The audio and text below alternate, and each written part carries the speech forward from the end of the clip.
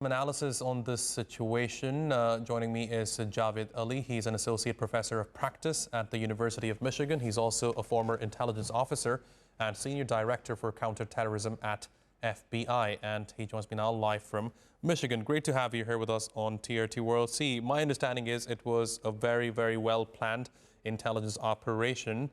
As someone who has worked with the FBI before, first and foremost, what's your reaction? What are your thoughts on how this whole operation was executed?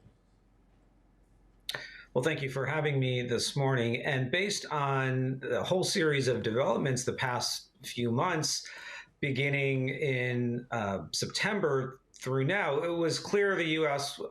Under President Trump was engaged in a serious pressure campaign against Nicolas Maduro and Venezuela. And part of that pressure campaign included this large military buildup in the region.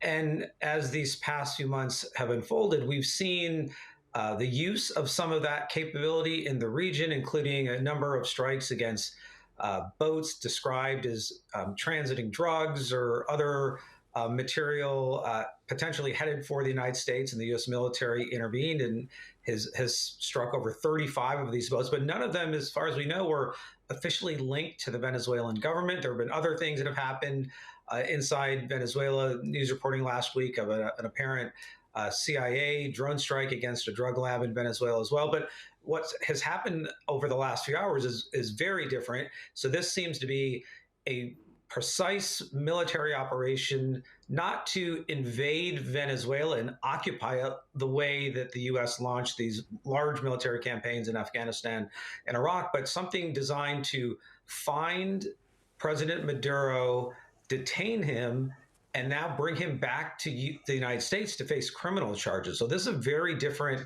kind of operation. And now it will transition, at least for the one part of this, will transition inside the United States for a legal trial that President Maduro and his wife will have to face.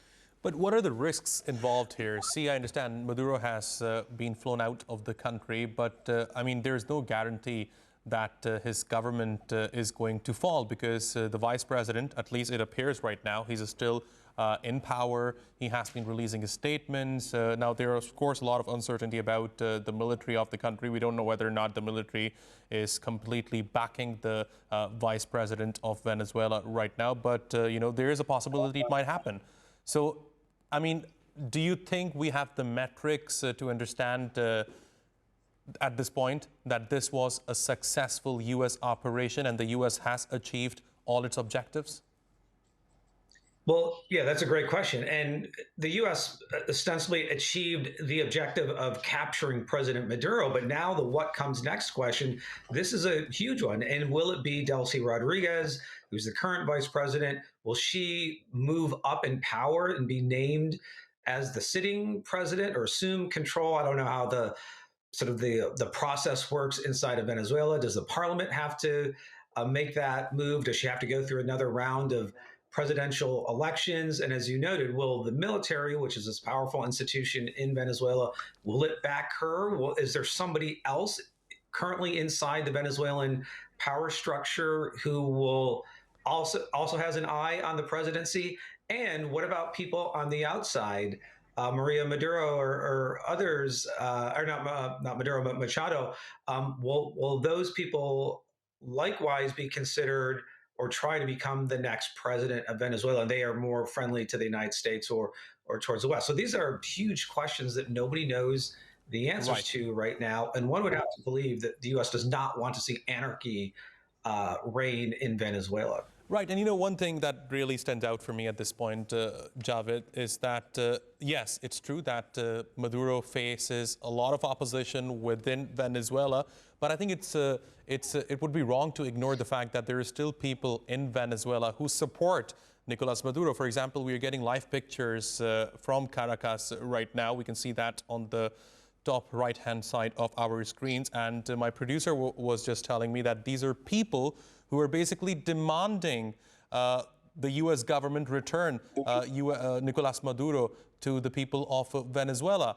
So, there's still this possibility that what the U.S. wanted to achieve with the capture of Nicolas Maduro, it might not achieve that. Well, again, this is another risk in these kind of operations or these kind of campaigns, is that when you remove a person in power who the U.S. government or the West does not like, whether it's Maduro in Venezuela or Saddam Hussein in Iraq and other examples, who comes next? What comes next? And that alternative may be worse than the status quo. And I'm not saying that's going to be the case now, but there may be a period of time where the mood in Venezuela, people are angry, they're upset. Maduro had some level of support, not overwhelming, but some level of support. And will it make it even harder now for the U.S. to achieve a different set of objectives in its relationship with Venezuela? I don't know the answer to that question, but I would have to believe that people are thinking about that. But this is the difficulty in these kind of moments. It's very hard to know what